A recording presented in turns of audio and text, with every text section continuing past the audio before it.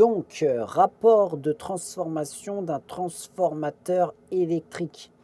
Donc, voilà. Donc, qu'est-ce qu'un transformateur électrique? Qu'est-ce qu'un transformateur électrique? Ça convertit la valeur de la tension d'une tension. Donc, il y a une tension qui rentre qui s'appelle la tension primaire, donc qui est notée U1, primaire, tension primaire, la tension qui rentre. Il y a une tension qui sort, la tension secondaire, qui est notée U2. Ils sont tous les deux en volts, et donc U2 n'est pas égal à U1.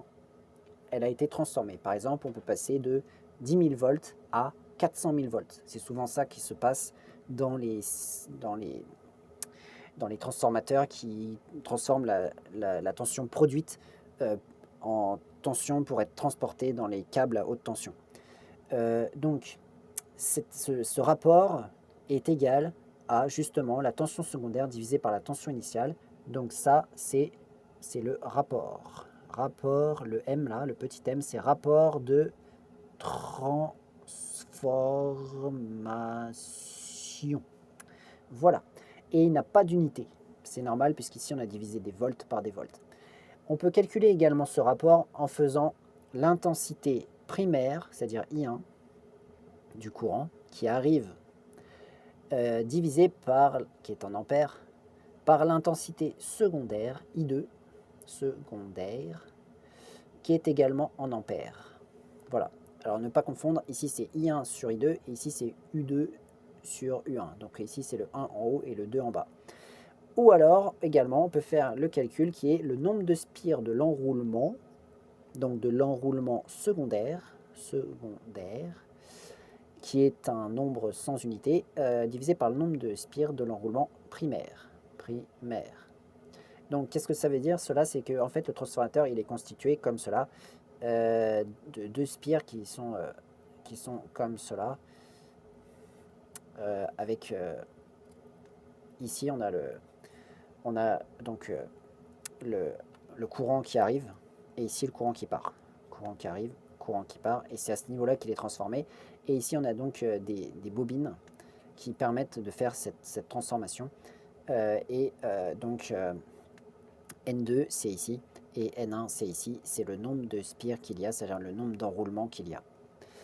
C'est comme ça également qu'on peut calculer le rapport de transformation. Donc, exemple, les bobines, donc là on fait un exemple, on fait un exercice qui est application de cette formule.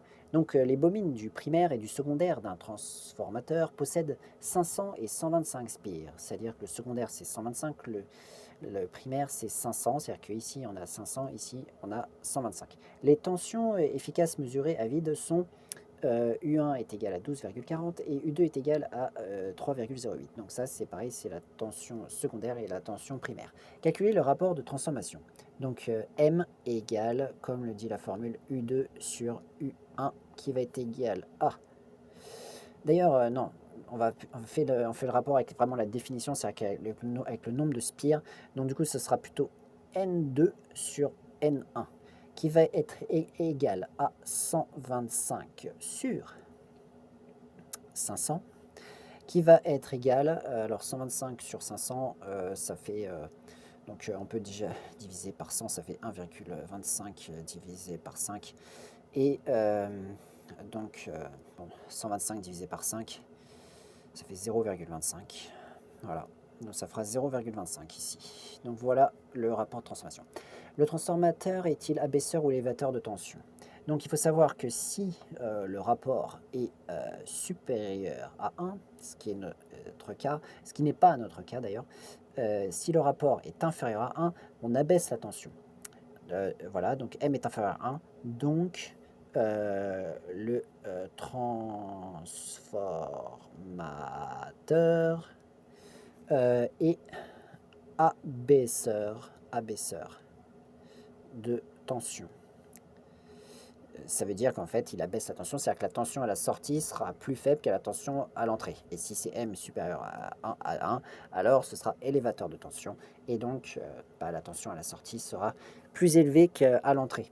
Et donc ici, il nous demande de vérifier que U2 sur U1 est égal à N2 sur N1. Donc c'est-à-dire en quelque sorte que cette formule est bien vérifiée. Donc on a déjà calculé N2 sur N1, donc ça c'est bon. Donc N2 sur N1 qui est égal à 0,25. Et donc U2 sur U1, on fait également le calcul. Et qu'est-ce que l'on va trouver? Donc on nous a donné U2, U1, ça va donner 3,08 sur 12,40. Donc ça, normalement, ça va également donner 0,25 si on calcule. Et donc, on peut conclure, donc N2 sur N1 est bien égal à U2 sur U1. Et voilà. On a donc réussi à prouver cela, ce qui était normal d'après la formule. Donc ensuite, 4. Le rapport est modifié tel que m est égal à 2,0, sachant que le nombre de spires du secondaire est toujours n2 est égal à 125. Déterminer la nouvelle valeur de n1. Bon, d'accord. Donc on a la formule m est égal à n2 sur n1, et nous, il faut qu'on trouve n1.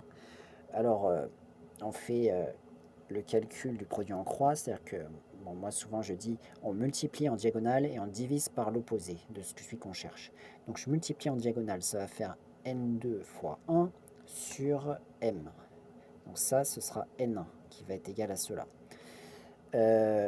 Donc n2 c'est 125 divisé par m qui est 2, parce que c'est la nouvelle valeur, 2,0. Égale, on fait ce calcul, ça va nous donner 62,5. Si on est précis, bon, on va garder deux chiffres significatifs, ça fait 63. Donc nous avons 63 spires dans le primaire.